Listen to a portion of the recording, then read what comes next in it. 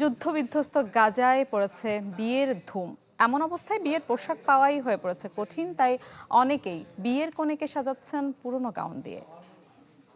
ঈদ আসবে, সাথে ক্যাশব্যাকও আসবে। নিজের বা প্রিয়জনের জন্য কেনাকাটায় এবারও নগদ পেমেন্টে পাচ্ছেন দারুণ ক্যাশব্যাক। তাই যাই কিনুন, পেমেন্ট করুন নগদে।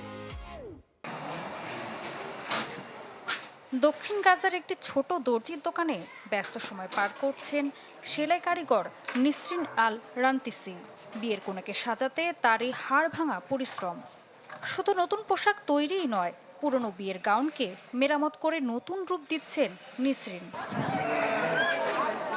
যুদ্ধবিধ্বস্ত গাজায় নতুন বিয়ের পোশাক পাওয়া এখন খুব কঠিন, তাই অনেকেই পুরনো গাউন ও কাপড় মেরামত করে নিচ্ছেন বরকনের জন্য।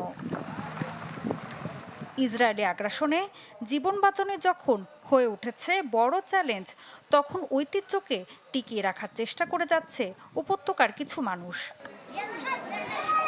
যুদ্ধের কারণে অনেক দর্জির দোকানও ক্ষতিগ্রস্ত হয়েছে, তাই বিয়ের গাউন তৈরির ব্যতিক্রমী এই পেশায় বেশ কিছু সমস্যার সম্মুখীন হচ্ছেন দর্জিরা।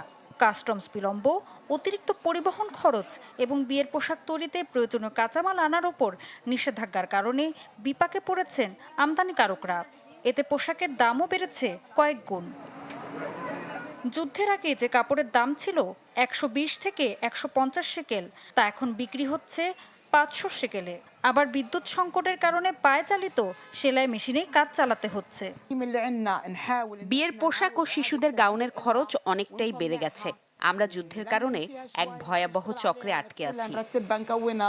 2023 সাল থেকে শুরু হওয়া যুদ্ধের কারণে গাজার 20 লাখেরও বেশি মানুষ এখন বাস্তুচ্যুত।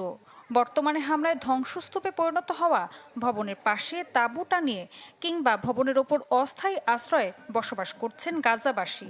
এমন কঠিন পরিস্থিতির মধ্যেও আশার আলো দেখাচ্ছে গণবিয়ের আয়োজন। ঋতু সাহা, চ্যানেল 24।